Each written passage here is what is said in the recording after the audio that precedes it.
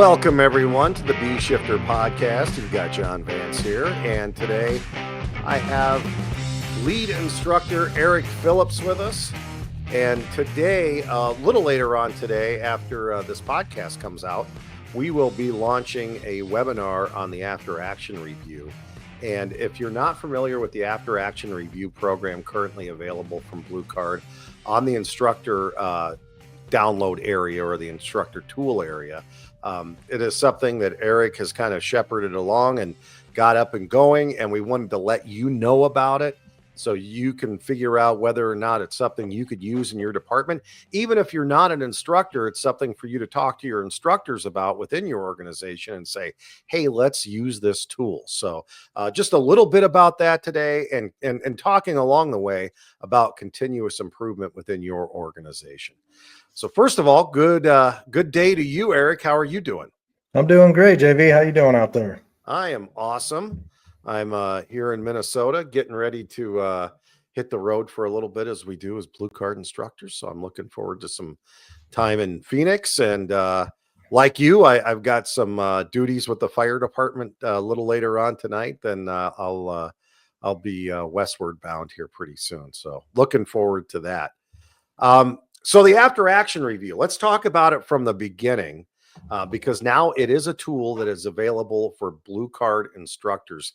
Tell us how it started and really what's the mission and idea behind it. Well, thanks for having me on today. I think this is something that everybody can benefit in the fire service, is having an after action. And I say that because I think everybody wants to know, how are they doing on the fire ground? Everybody has that self-reflection.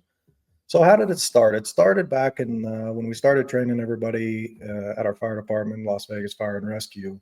We spent a lot of time and energy putting people through the 3-day classes. Then they would go out in the field, and the question would become, are we actually doing what we trained on? Some people were using it, some weren't using it, some were using it. Maybe it was inappropriate or they didn't understand. And there was just kind of a disconnect on, really, do we have any measurement of success based on all the training that we provided to everybody? So that's kind of where it got spun up from. And then talking with a few folks in the fire industry, had got some ideas and some input from a few people. And then the idea just kind of came about, like, hey, we can add this. This is good from one program. This is good from one program. Let's put those together in one system and really find out, how are we doing on the fire ground? This program does a few things. And I think the thing that's best about it is you're not going to sit there and argue or have a real tough conversation with somebody, because you're going to listen to the audio. And once you listen to that audio, it takes a lot of those hard conversations and make them easy. Because it's like, if I came up to you, JV, right now and said, hey, man, that was a good call, but you didn't do this, or you didn't say that quite right, or I didn't understand, the first thing you're going to do is get defensive. No, I said that. I didn't say it like that. Or no, it's just an argument of he said, she said, what I did say, what I didn't say type of argument. So with this after action, it takes that away, that element out of it, and you're able just to have that conversation based on the facts. Listen to the audio. This is what you said. This is how it came out. And what I'm finding is, most time people go, I didn't mean to say it like that. But the fact is, you did say it like that, or you didn't make that assignment clear using task, location, objective, or whatever the expectation is. People want to do good, but we just make mistakes. And now we have actually a measurement to see where we need to improve in. And then it just kind of spun from there. And we've got a lot of good improvements to the program based on our Blue Card users. So we're really open to feedback, because at the end of the day, we want a product that is usable and it's firefighter friendly. So people have been using the program. The early folks on there that tested it out with us provided some great feedback on how to improve the program and things that would make it better for the end user. And we're incorporating all those things into the program as we move along. So the actual review really starts with the initial radio report.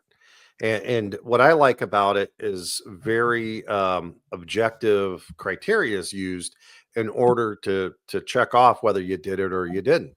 On the initial radio report, did you describe the size, height, and type of building?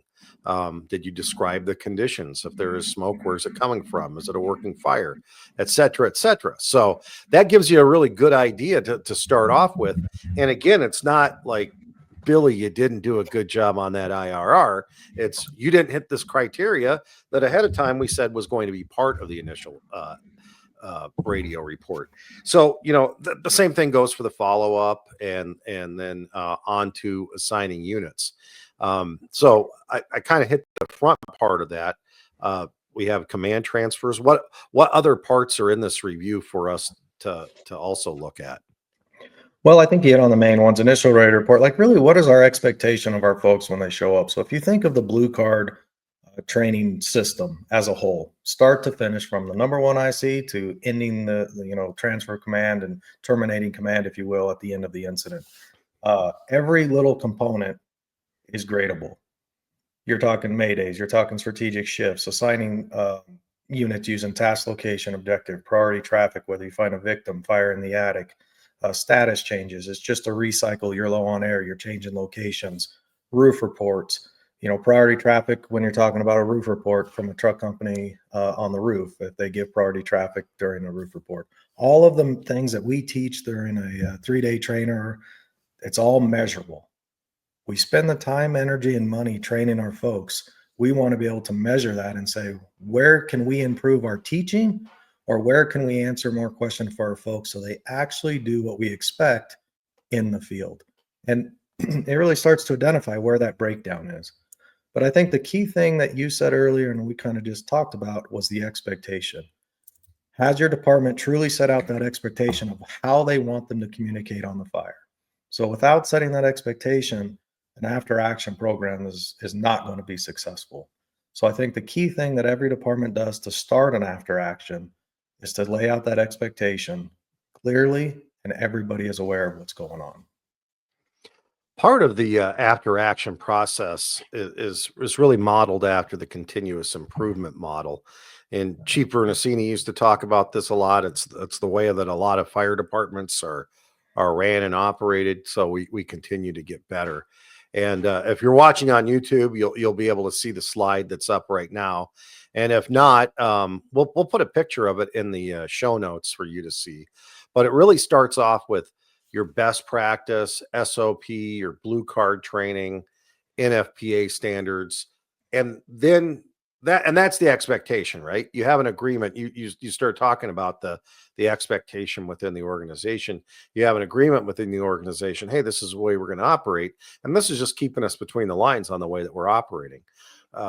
What else do we have there on that beginning stage, would you say, for the after action reporting system and continuous improvement? Well, I think everyone that's in YouTube land can see this photo. I think that if you don't know what we're talking about, I encourage you to be with us this afternoon when we talk about the webinar, because we're going to talk about this model in great detail and break down each box and how does it apply, and what have you, or what can you do inside of your organization to achieve these goals that you see up on the screen. But communicating the expectation, is it clear within our organization, the command system that we're going to use, and how we're going to do it? The second box you got to think about is train to those expectations. You can lay out all the expectations in the world, but if you don't train them to that, or they're mismatched, you're not going to have very good success on the fire ground. What is your training? Do you just do it a one and done program, which is notorious in the fire service? Or is this something that you truly do every few weeks? For departments of all sizes, if you run a lot of fires, great, you're getting a lot of practice. But for departments that don't have a lot of fires, what are you doing in the command training center to continue to train on those expectations that have been set forth? So when you have them on the fire ground, you have success. Communication has been a problem in the fire ground for years. I love asking the question in class, who has the most seniority? Usually it's 25 to 35 years in the fire service. And I ask a follow-up question. How long has communication been a problem on the fire ground? What do you think they say? 25 or 30 years. Yeah. Yep. I just shake my head thinking, wow. Yeah. So for 25 or 35 years, whatever it is, it's been a problem. What are we doing to fix it? And with this, and I understand that communication is just a small part of what we teach and the whole process of Blue Card, but when are we going to get serious about fixing that communication piece? And that's just a small piece of the whole program, but it's all based on that training and what are you doing to put parameters on our communication style that we're using. So training is a huge portion. It can't be a one and done thing. We got to constantly be talking about it and evaluating how are we doing on that training. So when we get to the fire ground, we have success. You see that third box there is monitor performance. And that's really where this after action program comes in. when you take the time and your fire chief or op chief lays out the expectation, your training division or whoever's doing the training takes all that time, money, and energy. Now we got to see how we're doing. How are we doing and where can we improve? That's where the after action program really comes in to fit into this model. It just really wasn't done. I mean, I've been to plenty of hot washes or after action reviews that we basically sit around and say, hey, nobody got hurt and the fire went out. Well, you know what? The fire will eventually go out even if we don't show up. That's not a measurement of success. So there's a saying, that I've heard, and unfortunately, I can't give credit. I'm not sure really where it originated, but it's you can't manage something you can't measure. So how do we manage the fire ground if we have no measurement of success, whether we're doing good or we're doing bad? Your people in your organization are going to show up to the fire ground and do something. They're going to show up and act. And what happens when we line of due to death reports, but even more, we're just getting a lot of firefighters hurt on the fire ground because they're just showing up and doing something without a plan. So with an successful after action program, we're able to critique that, find out where we're doing good, where we need to improve on. Now we can start to dial in and say, what's the problem? What is standing in our way of meeting the expectation and what we were trained on that matches the expectation from the fire chief or ops chief that set out, said, this is what we want to do. We can start to dial that in and truly find out what we need to improve on. And then the last part is just holding people accountable. And in no way, no shape or form, why saying to hold people accountable, do I mean get out a pen and paper and start writing people up. I don't think you're going to fix a lot with a pen and paper. I think having an honest conversation, making sure that they clearly know the expectation, we train them and they feel comfortable using the system. We monitor that performance and say, hey, you did this good, or let's improve that. That's holding people accountable. Having that conversation when before it usually goes south. So you don't ever have that conversation again because it's objective and it's what people think. We're now taking that part out of it and we can have that honest conversation with people through this after action program. So when you look at those 4 boxes and you start to break them down, we generally see a problem with one of the first 2 boxes. Either nobody's communicated clearly the expectation, or we haven't fully trained our people to really understand the system. And it was more of a one and done system, and they're not really proficient at it. So they're a little scared. They don't know what to do. They don't know how to use it. So it's usually one of those 2 things that causes a problem. When something goes wrong on the fire ground, there's 2 things you usually hear when you talk to somebody about a problem that's occurred on the fire ground. They usually say something like, well, you never told me that's what you wanted to do. Or you never trained me to that. You ever heard those 2 things from people, JV? Oh yeah. Yeah, we have. Well, if you think of these boxes that we just talked about, well, you never told me what you wanted me to do. Well, we clear that up with the first box, communicating the expectations. We clearly talk about that. And then the other one, well, you never trained me.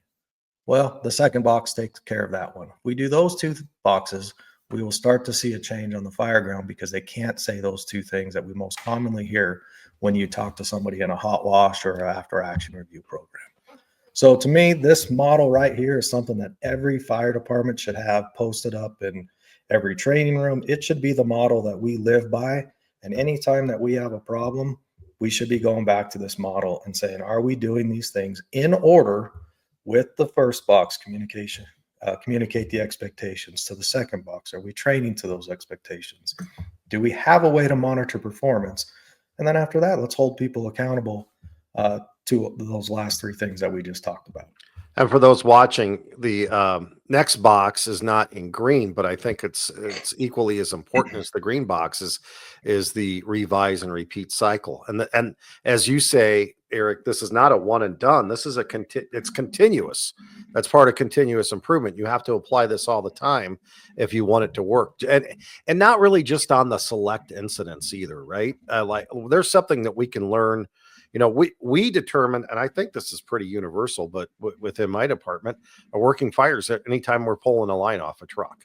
So, if it's food on the stove and you're taking a pan outside, or you're putting a couple of gallons of water on something through a pressurized water can, maybe that's not worthy. Maybe it is of a critique. But what we said is every time we're pulling a line, we're doing one of these after action reviews because there's something we can learn about it. And I think the other scourge of the fire service sometimes is, oh, the fire went out, everyone went home, That we'll come back and do it again without really learning from it. And then people have the same frustrations the next time you have that incident, whether it's like the water supply didn't get established in a timely fashion, or the rapid intervention bag didn't get thrown to the entrance, or whatever it is. There's frustration, and it's like, well, yeah, because we never identified it or trained on it afterwards. And those are very much on the task and tactical level. But even on up to the strategic level, when I've done after action reviews, we certainly have criteria through Blue Card to try to guide us. But now with this tool, it's very easy for someone to get in and upload. Well, so let when I say it's easy to get in and upload, let's right there start to tell people how the system works. Not only do you have the grading criteria, you also have the ability to have audio, video, pictures, command worksheets, all that. So tell us a little bit about that and how that works. Yeah, one thing you said in there, I think it's important to kind of hit on. I didn't do a very good job in the beginning explaining that. So, when should you do an after action program, a review of an incident? That's going to be dependent on your department. But here's what I want everybody to leave this podcast with: we need to be doing them frequently. Now, what does that mean to your organization? You have to figure that out. We have departments, 50, 60, large departments to one station departments, volunteer, combo, and everything in between in the fire service. So when I talk about this, I'm going to give people ideas, little tools for the toolbox of when to employ an after action. But whatever you take from it, what I want you to do is do these frequently. What I mean by that, you should be doing a couple of these a month, depending on the size of your organization and how many fires you go to or training events. So if you go to a couple fires a month, you might have enough data and running calls that you only do it on working fires. If your department only goes to a fire, like in my little volunteer department here, once to a couple times a year, then we probably need to conduct these in the CTC and record them and evaluate ourselves to see how we're doing on a quarterly basis, for example. But every month you should be doing something using this after action, so you start to get data in and know what you can pull out of the program and where it needs to drive your training. The days of bringing us in and talking about initial radar reports and not having any data behind it for your organization, I think are over. Nobody wants to come to training and talk about something. Well, I think we need to get better at saying strategy or air management, because we just don't. We're like, no, we do a good job at that. But through this program and recording that information, you'll be able to start extracting that data. So bottom line, after actions need to be done frequently, a couple times a month for every organization, no matter the size. You brought up like, what information do we put in this? Well, this program is going to be as good as you want it to be. In the webinar later today, we're going to talk in detail, and we're going to have a 4-part series breaking down this after action so people get the most benefit out of the program. Some of those things that JV mentioned earlier is you're going to upload the audio, and you're going to splice that into small sections. So just for the initial radar report, just for the follow-up, assigning units, transfer of command, strategic shifts, all of those little components are then broken up into small radio segments, and then you grade them based on the radio traffic that you have clipped in there. You can also upload video, so dash cam, helmet cam, pre-arrival footage from neighbors, or there was one incident that they had drone footage well before the fire department got there, to include when the fire department showed up. So you're able to upload video to this. That is a huge thing, because as an officer, when we show up, we're making decisions. And if I can provide some content to having video of what I saw, that will help dictate, well, I did this because here's what I was seeing. And now you can talk about the critical factors of that incident, all of the critical factors of starting down that road of using the strategic decision-making model.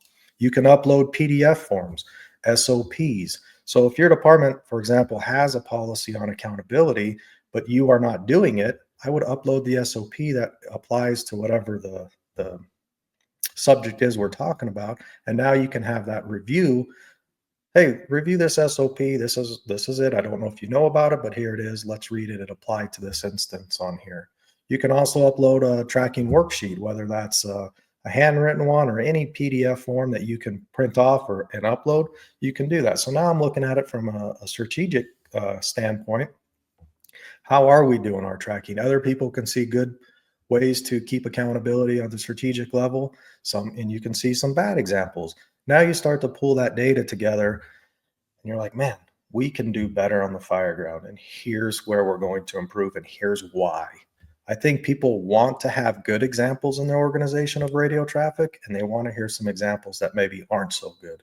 That way they now have a guide on what they should be doing on the fire ground. One of the other cool features, two other things I'll mention real quick, is that for the initial radio report for IC1 and IC2, it asks for a name for who did that. And the only reason we put that in there is for recertification in the blue card system. So now every time that you run a fire, you put the incident commander's name down. That counts as a checkoff during their 3-year research cycle for running that incident in IC1 and IC2. So I think that's going to be a feature that will be a benefit to some organizations when they talk about the recertification process that they use going forward. There's one other thing, JV, but it brought out my mind. And I might come back to you in a few. I think one of the advantages of having a program like this that is actually solidified based on criteria, and once in a while, I think about these keyboard warriors that hate blue card, and they have all these reasons why. And I think there's a small faction of them that have probably been beat up with blue card. I think it's been something that has not been either rolled out appropriately and truthfully within their organization, or somebody used the criteria blue card to beat them up because they're just a jerk to begin with, or they've had other problems with them in the department, so they're going to use blue card as the criteria to beat them up. So that's not what this is about at all. Continuous improvement means we all get better together. And I think in the spirit of Bruno, that's really what he was looking for, is not for us to, sometimes we have to speak the truth. Sometimes you got to tell people, hey, this is the way it is. But you do that in a way that's productive, in a way that's going to help not only that company officer grow, but also the whole department grow. And you don't use it as leverage because you have some other beef with somebody within your organization. Am I saying that right, Erik? I couldn't agree with you more. When we started rolling this out in Vegas, and we went through the system, the 3-day training, I couldn't believe the amount of officers that wanted to hear how they did on a fire that they just ran. And they were asking for the radio traffic. So that was a big driving factor. I believe everybody comes to work and wants to do a good job. I think they do. They want to run a fire that is efficient. It sounds good. We're putting people in the right tactical places based on the 8 critical factors. People want to do that. But we just have no measurement of if we're doing good or bad besides somebody's opinion. So what you just said, this program takes all of that out of it. It's not if I like John Vance or not, or I don't like Erik. He made me mad last shift, so I'm going to get back at him. It's not that, because you got the radio traffic, you got some helmet footage, you got some dash cam footage, whatever. Let's load it up. And here's what you said or didn't say based on that expectation. It's not if I like you or not. It's unfortunately just based on what you did. And once people start knowing that, hey, this is a system that we're going to use, and they see that it's not punitive, that we want to just have that conversation, and I care about you, JV, so I'm going to have this conversation because I want you to do better, or you want me to do better, so you're investing in me as an employee, I think you're going to have very good success in changing that culture that it's not punitive. If you think about EMS, we do this all the time in EMS. Every month. Yeah. Well, what's any different on the fire side? There isn't a program. There isn't a committee that looks through this. We all say we care about our people. Well, what does that really mean? It can mean 1,000 things, but one of the things it can mean to me, at least, is that I'm taking the time to invest in them, to make them better on the fire ground. And when they go in the ideal H, I want you to come out. I want you to have a good outcome from that fire. That fire is trying to kill us every time. If we do something wrong, it's going to take advantage of us. What are we doing for our people that we care about to make sure they have that round trip ticket mentality that we go in and we get to come out together? All right. That just scratches the surface. We're going to have a lot more later on today at 1 p.m. Eastern time on our webinar that is going to be available. You can sign up for it still today on Thursday. But if you missed it, it is going to be on our YouTube channel too, so you can look at it there and learn more about it.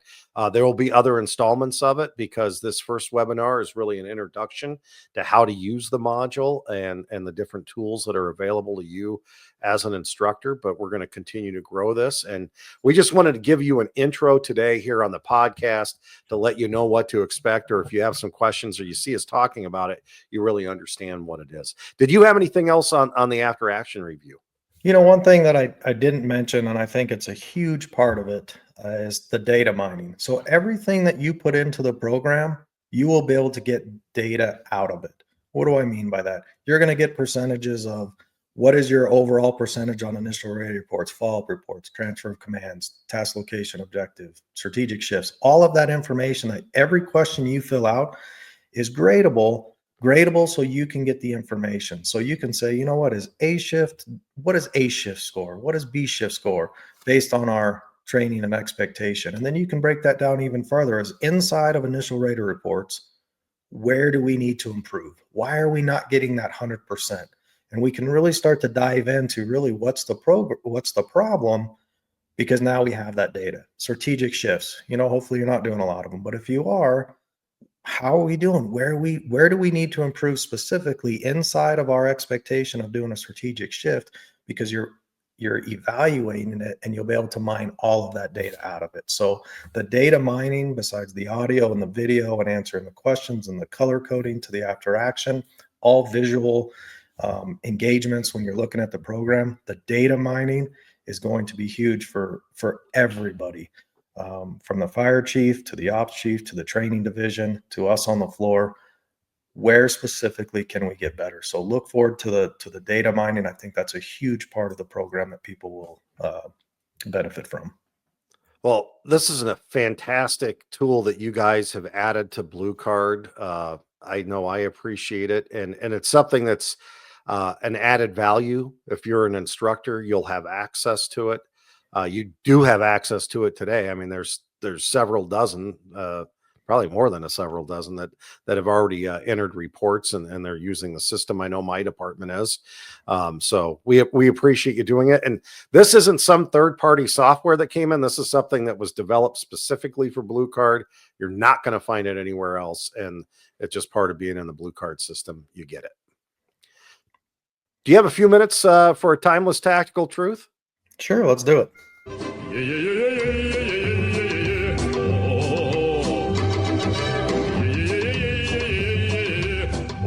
Timeless tactical truth from Alan Brunacini, and today's is preparation beats improvisation.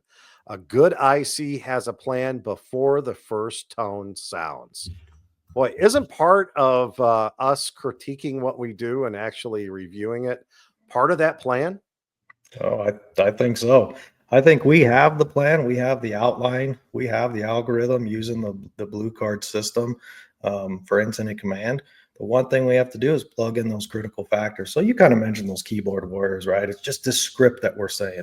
It's so much more than a script. It just gives us the outline. It's the plan before the first tone sounds. But really, it's those critical factors. I'm going to get there, and we want to create thinking officers. Inside of that plan is everything we have to use to evaluate the scene to make better decisions. So great tactical truth, man, hits home in exactly what we're talking about. But if you don't have a plan before the tone sound, I don't know what you're going to do. You're going to do whatever feels good and sounds good at the moment. But that plan, everybody has a plan.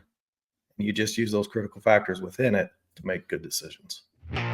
All right, Erik, thank you so much for being here today. We'll see you a little later on today on Thursday on the webinar. And if you're unable to join us on the webinar, you can still sign up and get the video a little bit later on or watch that video on YouTube. Thanks, JV. Have a good day, buddy.